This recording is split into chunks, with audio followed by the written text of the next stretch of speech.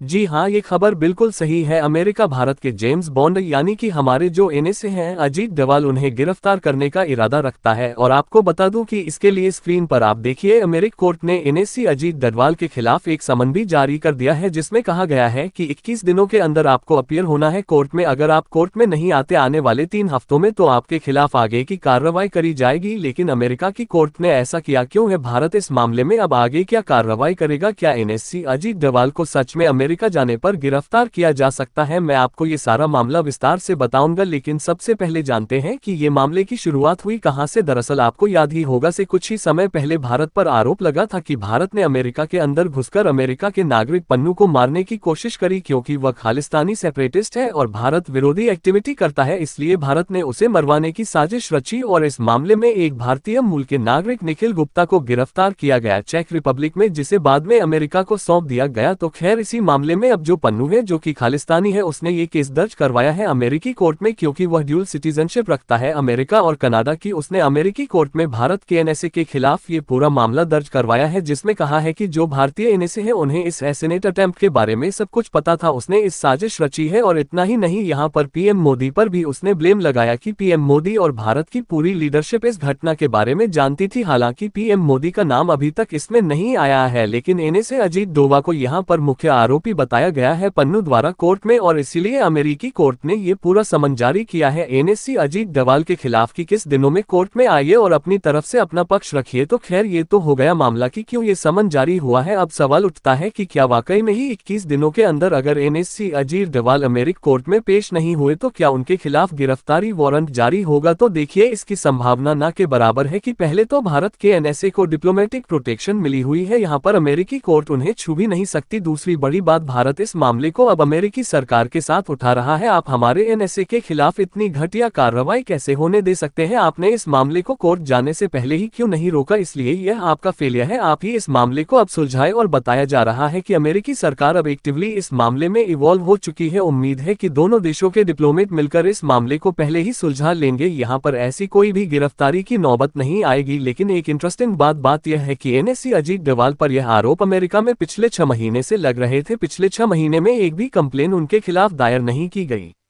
लेकिन अब से एक हफ्ता पहले वह अचानक से रूस के दौरे पर गए, जहां पर सन पर आप देखिए उनकी यह व्लादिमीर पुतिन के साथ पिक्चर वायरल हुई, जिसमें वह पुतिन से सीधी बैठक कर रहे हैं। इस पिक्चर के आने के बाद ही उनके खिलाफ समन क्यों जारी किया गया, ये सोचने वाली बात है, क्योंकि इन दोनों घटनाओं को अगर आप जोड़े तो इसका मतलब तो ये हुआ कि अमेरिका भारत के एनएसए को यहाँ पर चेतावनी दे रहा है और डराने की कोशिश कर रहा है कि अगर रूस के साथ आप संबंध रखोगे या इस तरीके की बैठक करोगे पुतिन के साथ, या भारत के रूस के साथ संबंधों को मजबूत करवाओगे, तो आपको इस तरीके की दिक्कतें फेस करनी पड़ सकती है। आप हमारे रडार पर हैं, कुछ ऐसा ही लग रहा है फिलहाल तो, क्योंकि जो नॉर्मल प्रोटोकॉल है डिप्लोमेसी को लेकर, उसके अनुसार जब आप किसी दूसरे देश के पॉलिटिशियन या फिर सरकारी ऑफिशियल, यहाँ तक कि जो डिप्लोमेट्स होते हैं, उनके खिलाफ जब आप इस प्रकार के मामले दायर करते हैं तो अमूमन जो पुलिस होती है, जो अथॉरिटीज होती हैं, वह पहले एक्सटर्नल अफेयर मिनिस्ट्री से यानी कि विदेश मंत्रालय से अपने देश के क्लियरेंस लेती है, उनसे चर्चा करती है, उसके बाद ही मामले दायर किए जाते हैं। इसलिए यहाँ पर 2 सिनेरियो है। पहला तो ये कि अमेरिका का जो जस्टिस डिपार्टमेंट है, लोकल पुलिस है, अथॉरिटी है, उसने अब अमेरिका के विदेश मंत्रालय को इसकी जानकारी दी ही नहीं और अपने आप से बिना अप्रूवल लिए इतने हाई लेवल के डिप्लोमेट के खिलाफ मामला दायर करवा दिया। दूसरा सिनेरियो यह है कि अमेरिकी जस्टिस डिपार्टमेंट ने विदेश मंत्रालय से पूरी अप्रूवल ली और उन्होंने जानबूझकर ऐसा सब कुछ होने दिया। इसलिए भारत को ये सिर्फ मामला ही खारिज नहीं करवाना चाहिए, इस मामले की तहकीकात भी करनी चाहिए कि यहाँ पर अमेरिकी सरकार इसमें इवॉल्व है या फिर नहीं। अगर है तो उनके साथ सख्ती से निपटना चाहिए कि यह मामला सिर्फ भारत की बेइज्जती का नहीं है, बल्कि भारत को ब्लैकमेल करने का भी है। इसीलिए अमेरिका के खिलाफ कुछ ना कुछ एक्शन जरूर हो। इसलिए आप चैनल को सब्सक्राइब कर ले, क्योंकि आने वाले एक हफ्ते में कुछ ना कुछ बड़ी घटना जरूर घटेगी अमेरिका और भारत के बीच।